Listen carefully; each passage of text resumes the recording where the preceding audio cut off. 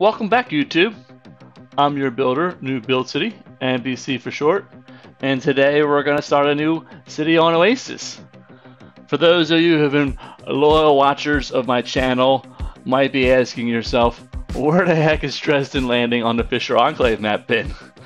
Well, that city still exists, of course, and I would say we're maybe 2/3 or halfway through that city, and new content will be coming out for that.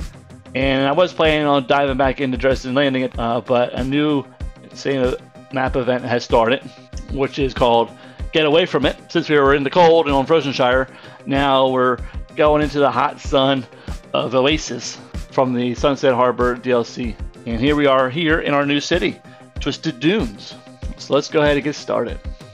Of course, I spent maybe a few hours looking at this map and kind of get a general plan in my mind of how to build the city I want to build. And right now I'm just kind of looking through some of the info views and just wanted to see where the main things are going to go. Obviously, we're in the desert, not a lot of water, so this is going to be one we're going to end up using a lot of water towers. Thank God we have the inland water treatment option. Of course, this map is from the Sunset Harbor DLC, so it makes sense that you would have that option available to you since the inland water treatment facilities are from that DLC. We have a good amount of forestry along this water area, as well as we have oil that's kind of poking into the tile from the edge. So what I think I'd like to do is set up kind of our industry here on, we'll say, the left side of the screen near the water. We'll build kind of a generic industry in between oil and forestry industries DLC. We'll run kind of our forestry industries DLC plantations along the water and kind of build out from there, and then of course we'll put our oil drills along the tile edge and build that industry out from there as well. What I think I want to do is kind of come out from the main highway connection and put like a roundabout somewhere in this area in the kind of in the middle. And I'm thinking, let's say we'll have three kind of main roads come off that. One will kind of run along here and do a commercial.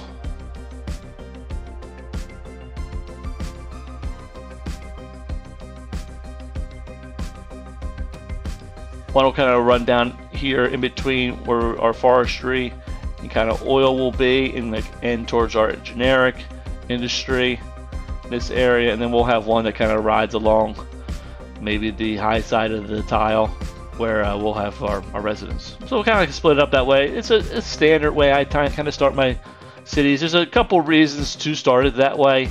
One, I tend to use the Park Life DLC trick to kind of make money in the beginning on the first tile, just to kind of fund my Industries DLC expansion. And then once Industries DLC kind of takes a foothold, the money side of the game, you could say, has been won, and we don't have to worry about money anymore and do whatever we want. So I tend to build like a nice roundabout because it's easy, it's cheap. There's not really much elevation or anything like that you have to worry about. It's just a circle with 3 roads coming off of it and the highway connected to it. I can build roundabouts in my sleep, so it's something I'm very familiar with. If you're not familiar with it, there is a roundabout kind of like playlist on my channel that it shows, I guess, really 5 different levels of roundabouts if you want to include like a highway interchange roundabout on there, as well as kind of like the most basic all the way up through to that. We're building level 2, which is basically a roundabout that's got like angled roads entering and exiting to allow cars to kind of move in and out a little bit easier. And of course, if they can do that, that means they get out of the way and more cars can get in the way, which can of course increases traffic flow, which is good. So what we're doing here is I'm looking for certain angles. Once again, it's in the roundabout video. I think it's like 153, 60. It gives you the right angles that you need to get certain arrows, which are important on console and on PC. But on PC, if you have TMPE, you can manipulate the arrows.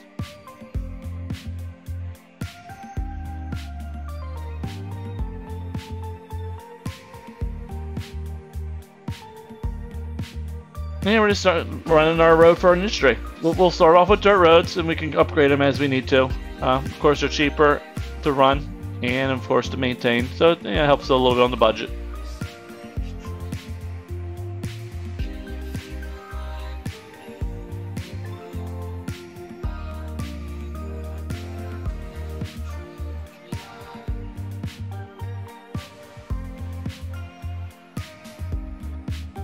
If you're new to my channel, this is how I build things.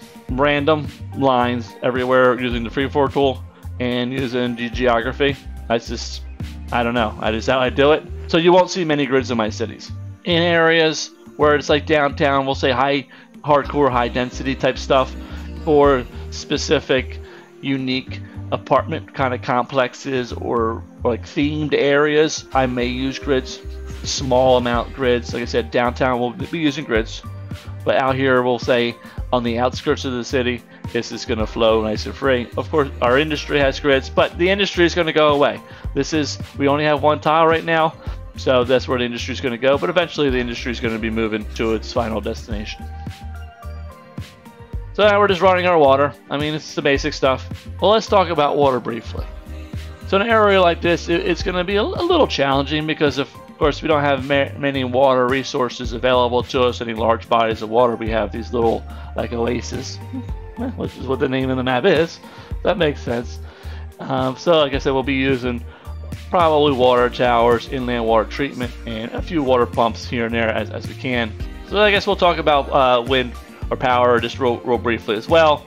I want to say the wind is $10 per megawatt per week, and coal is around $15 per megawatt per week, so 50% more.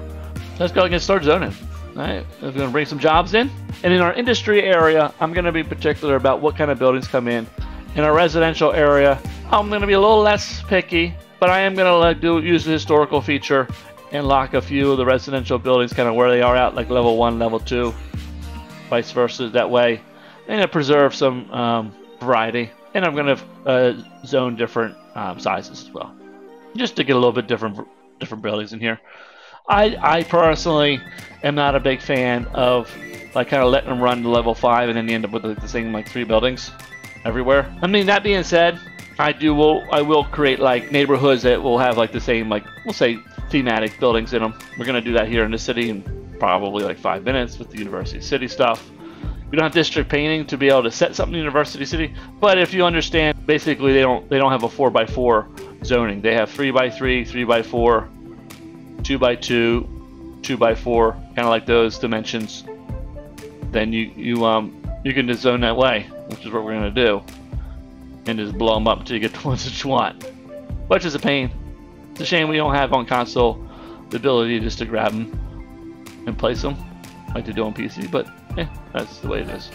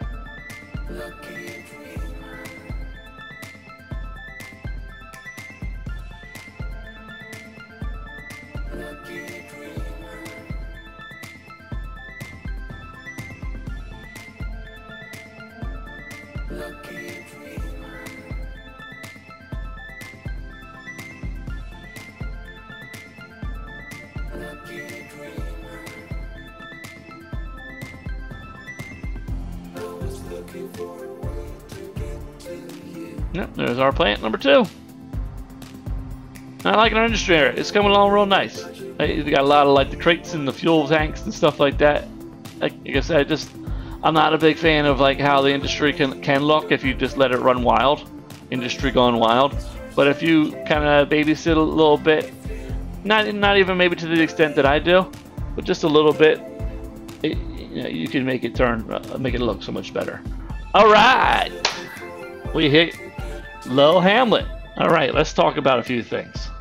So we're gonna get garbage, which we're gonna have to put down pretty much immediately because we're gonna not accumulate trash. We have healthcare, which we could never put down ever, or you could put down. In my cities, no one gets sick. I'll let that sink in a little bit. But seriously, in my cities, in the last city, if you looked at the cities in review with glacial streams, I think I went through the healthcare tab. No one was using the hospitals because I build my cities so that people don't live near polluted areas or near noise. I mean, that's really the trick. It's not that complicated. You just don't put your citizens near your industry or anything that was real noisy. And then they won't go to sick, and then no one uses your healthcare services. And then in theory, you don't have to build any hospitals or health clinics. I put down the clinic because it's not that expensive and it boosts land value, which, level up buildings, of course, create, increase tax revenue and all that stuff. I guess higher level buildings, I think, generate less garbage. There's a couple other benefits to it. So I still use them, but you don't necessarily have to use them, we'll say. Education campus area, obviously we can zone a campus, but we do get the elementary school, which is important, and we'll probably put that down right away because there's going to be plenty of people that will be eligible because they don't have any education. When they come into your city, for whatever reason, people are, I don't know, man, like the Men in Black used a little thing on them and erase their memory for a whole entire life. They're like 20 years old, but they have no education at all, not even elementary school. They just show up out of thin air, and they have to go to, I guess they work and make kids, and then their kids go to elementary school. So we probably have, like I said, plenty of folks that are starting to be eligible for our elementary school. So we want to get the education system started because the education system is kind of like a long process to kind of get up and running effectively so that we can fulfill all the job requirements for our city. So we'll get that going pretty quick. Like I said, we'll probably put the medical clinic down in the middle of the roundabout just because it's a central spot, and we don't have the highway roads yet to make the roundabout highway roads, so we can snap to. Inner city's small, and no one's, like I said, we're not going to really be using the clinic, so it's not going to worry about a bunch of ambulances clogging up the roundabout and traffic jams and stuff like that. So that's cool. Like I said, with landfill, we'll put one of those down. And recycle centers, we'll probably wait till our landfill hits like 70% full before we put a recycle center or two down, just to save some money, just to save a little bit of cost. Recycle centers aren't that much more expensive. I want to say they're like $240 a week. Landfills are $160, so it's not that much difference. So I mean, you could just go ahead and put down all recycle centers if you have the Green Cities DLC, or you could, kind of do what I'm going to do, but you kind of like the more fiscally mindful way, other than say cheap way, which is to put down the landfill. And we got and also our taxes are open, so we can, don't forget to raise them to 12%. 12% is kind of like the max height that they'll go to without ever complaining. You can raise them higher if you need to, I suppose, to generate some money for a short period of time until they get angry and leave.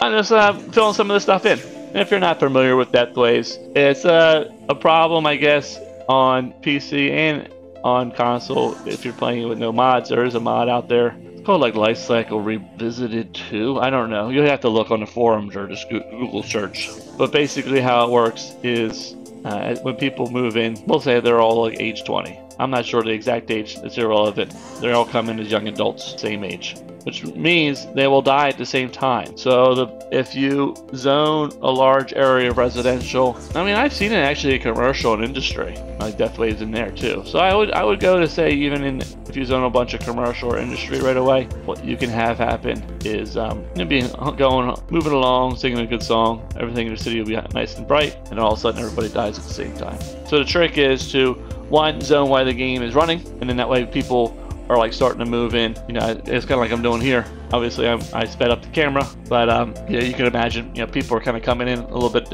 a couple different days apart or whatever, and then go do some other things, and then come back and zone some more. You don't want to like paint like a whole tile worth of like high density residential. I mean, you can. It just means you're gonna have a huge death wave and it's gonna destroy your city.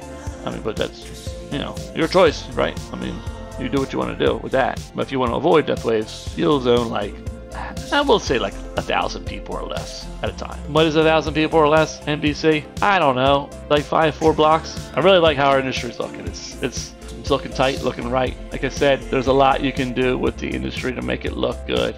If you just kind of take a minute, grow in some certain buildings, so it looks pretty good. Another thing you can do is you can set it to European style if you have that. If we have the district painting, which we have the district painting now available. We also hit the next milestone. I think I edited that out, and we put down our police and fire in the roundabout. And I don't think there's really much else with that. I said I wouldn't do this like as a standard practice, but on the beginning of the city, you got no much traffic. You know, it's just no harm. Like I said before, once we get the highway roads unlocked, like the 2-lane, 3-lane, 4-lane, all that stuff, we'll go ahead and convert our roundabout to highway roads, and then we'll move on. At that point, we'll have the money to add multiple services. So let's just take a look at the city and see how it's coming along. I think it's looking pretty good. It's got a nice organic feel to it. And the residents are moving in. I think we're at close to 1,500 people. 1,500, which, I mean, it's tiny town. Tiny town is the greatest. Maybe the second greatest. I don't know. Tiny town is one of those moments where the world kind of opens up to you in a lot of ways. If you have DLCs. If you don't, then it's probably very less exciting. I mean, let's set up for forestry. I mean, it's right there. So let's just do that. Get that rolling. So how do you start an Industries DLC? We'll say, I hate to say correctly, because your city, build it the way you want to. I would just say, how would you start it efficiently and to give yourself kind of like the best foot forward in success? When you first open up Industries DLC, paint your area, put down your main building, and then put down maybe 1 or 2 small extractors. So we're gonna probably put down 1 or 2 of the small tree plantations, and throw down 1 of the small storage units, which I think is like the sawdust storage unit or something in the forestry. And after you let it run for a little bit and your storage unit gets to, we'll say 40 or 50%, depending on how many extractors you put down, try to keep a ratio of roughly 1-to-1 on the small to small, but put down, we'll say, 1 or 2 small processor buildings. And in the case of the forestry, it's going to be the sawmill. So I already did that. I, of course, cut out waiting to do that. And we put down 2 of those, and we have 2 plantations right now. And then we have, of course, the 1 small sawdust storage unit. And then we have 1 warehouse yard to store our plain timber. And why would you want to do that? You just want to build the industry up kind of relatively slowly. Also, you want to be mindful of having your assets staggered or desynchronized. It's going to help you with your traffic. I have a whole YouTube series on Industries DLC and kind of how to build it and things to look out for, how to reduce traffic in Industries DLC, how you could build a whole entire fully functioning Industries DLC on 2-lane dirt roads without any problems with traffic if you just know how to stagger assets. Let's go ahead and paint down our area for oil and farming, and let's run some roads in here for the farming and get our main building down. And in this case, we have no fertile land. Really, there's almost 0 in the map completely. There's a few spots that are actually underwater. Water's probably a more precious resource than that. So what we're going to have to do for our farming is import our crops. And it's not that bad. I mean, I put down a silo, I set it to fill, and I'm just going to let it fill up. And then once it starts filling up, then we'll go ahead and put down our 1 or 2 animal pastures. And I put down, the warehouse yard for the animal products and let it run.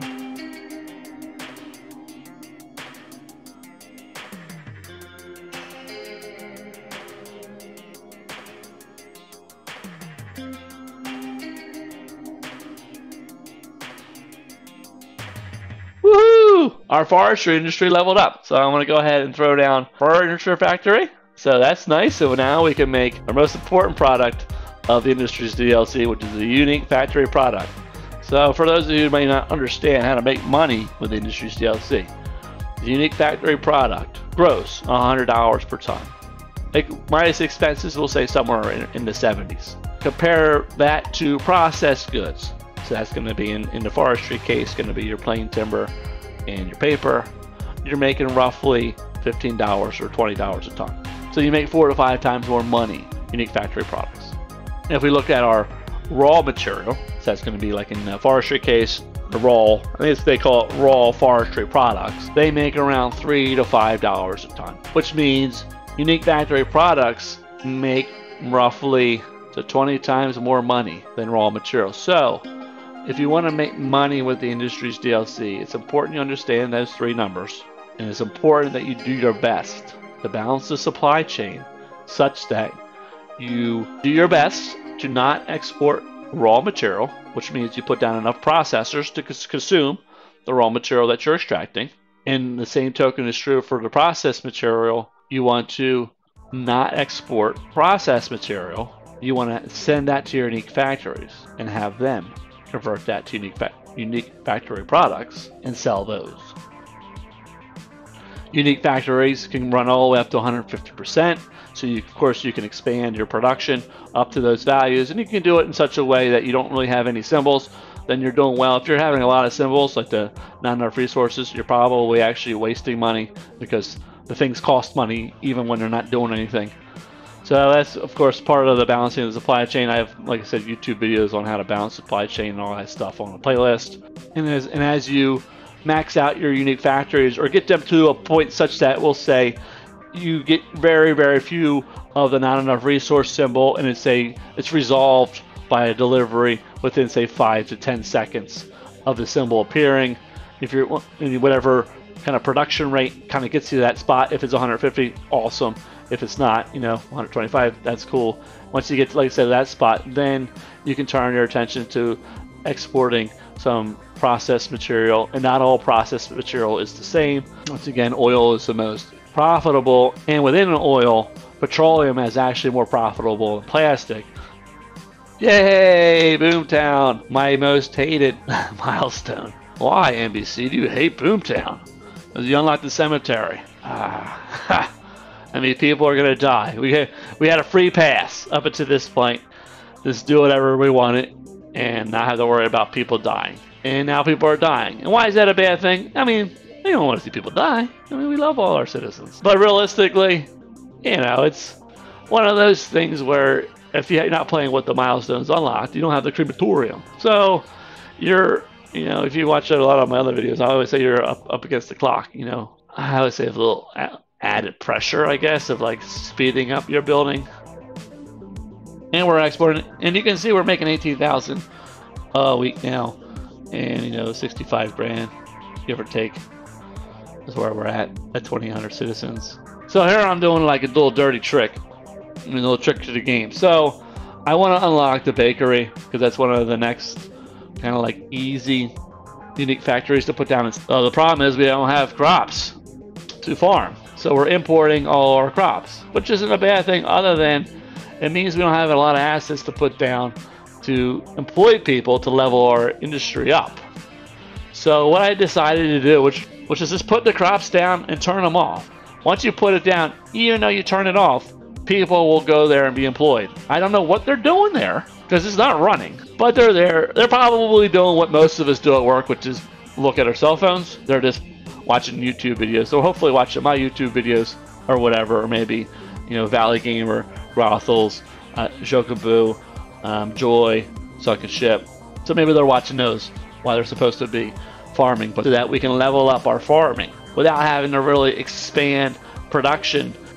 Well, I hope you enjoyed the video, and if you did, consider leaving a like. It really helps me out, of course, and I appreciate it, as well as become a member of the NBC family. I'd love to have you on board, so go ahead and hit that subscribe button and the notification button. That way you're notified anytime my building skills are ready to be viewed again. I always wish you guys build the best and brightest cities that you can that make you the most happy builder, because of course happy builders make happy people. And until the next time, happy building.